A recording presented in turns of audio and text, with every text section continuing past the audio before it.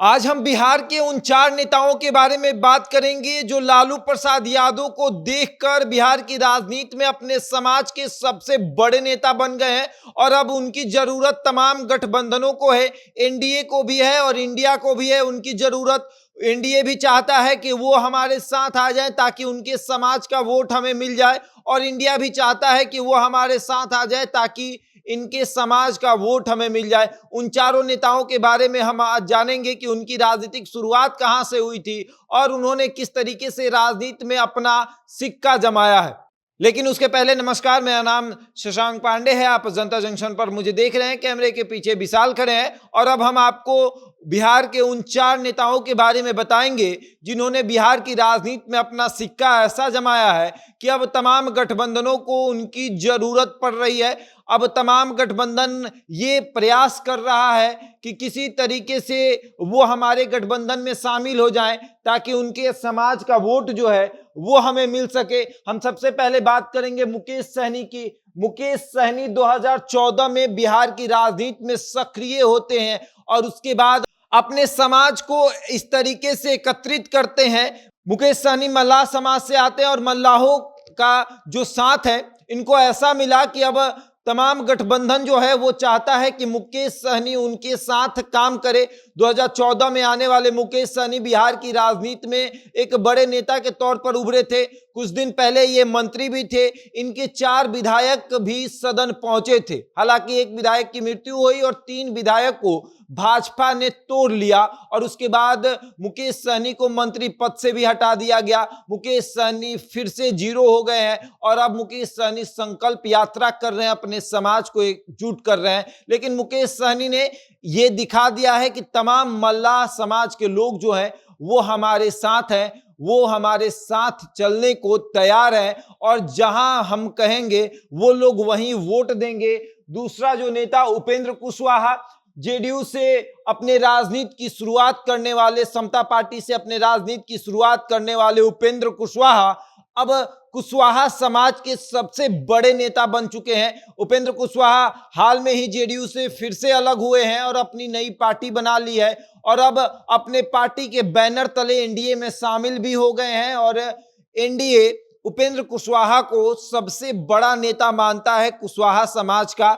हालांकि भाजपा के पास भी सम्राट चौधरी हैं कुशवाहा समाज के वोट साधने के लिए, लेकिन फिर भी एनडीए को उपेंद्र कुशवाहा की जरूरत है क्योंकि उपेंद्र कुशवाहा के पास कुशवाहा समाज का वोट बैंक जो है वो बहुत है और मजबूत वोट बैंक है। जहां उपेंद्र कुशवाहा कहेंगे कुशवाहा समाज के लोग वहीं पर वोट करेंगे और इसीलिए एनडीए चाहता है कि उपेंद्र कुशवाहा उनके साथ रहे।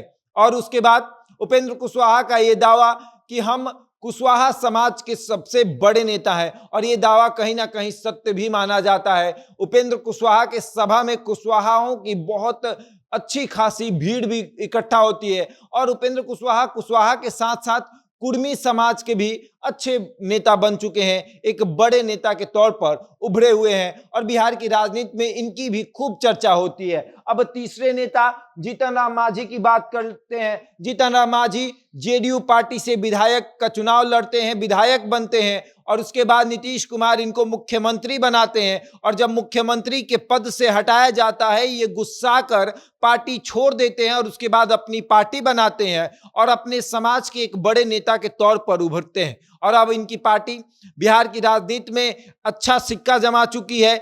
4 विधायक हैं, 1 एमएलसी है और जीतन राम मांझी अब एनडीए का हिस्सा हो चुके हैं और एनडीए में अपनी धाक जमा रहे हैं, बता रहे हैं कि हम अपने समाज का कितना बड़ा नेता है। जिस तरीके से लालू यादव समाज के सबसे बड़े नेता हैं, जिस तरीके से लालू यादव को यादव समाज पूजता है उसी तरीके से जीतन राम मांझी को उनके समाज के लोग भगवान मानते हैं। जीतन राम मांझी को वो मानते हैं कि यही है जो हमारे समाज को आगे लेकर बढ़ रहे हैं। और चौथे नेता की हम बात करेंगे। चौथे नेता है चिराग पासवान जो कि अपने पिता की विरासत को लेकर आगे बढ़ रहे हैं। रामविलास पासवान जिनको दूसरा अंबेडकर कहा जाता है। रामविलास पासवान बिहार की राजनीति में 1977 में अपनी पहली कदम रखते हैं। उसके बाद वो लगातार आगे बढ़ते चले जाते हैं और अब देखिए किस तरीके से वो आगे बढ़ रहे थे। हालांकि उनकी अब मृत्यु हो गई है और अब उनकी विरासत को चिराग पासवान ढो रहे हैं। चिराग पासवान आगे लेकर बढ़ रहे हैं और चिराग पासवान भी पासवान समाज के सबसे बड़े नेता हो चुके हैं। चिराग पासवान को भी तमाम गठबंधन चाहता है कि उनके साथ वो काम करे।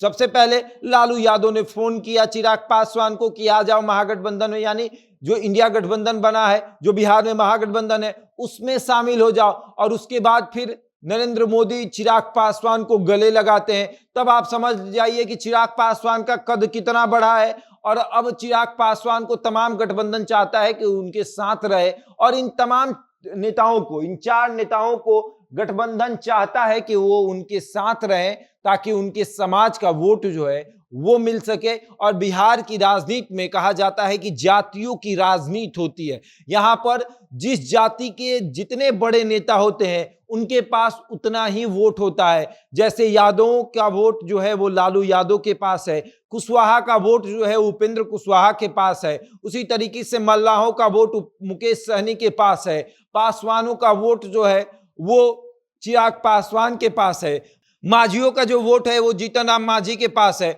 और स्वर्णों का जो वोट है वो भाजपा के पास है। इसी तरीके से जातीय समीकरण बिहार की राजनीति में देखा जाता है और 2024 की तैयारी में तमाम जो पार्टियां हैं, गठबंधन है, वो लगे हुए हैं कि किसी तरीके से हर समाज के लोगों को साधना है, हर धर्म के लोगों को साधना है, तो उनके समाज और उनके धर्म के लोगों को अपने पार्टी में जगह देनी पड़ेगी। तभी जाकर हमारे पार्टी को सभी धर्मों और सभी समाज का वोट जो है वो मिल पाएगा। बहरहाल 2024 में क्या होगा वो तो वक्त बताएगा, लेकिन आप हमारे साथ बने रहें, देखते रहें जनता जंक्शन। धन्यवाद।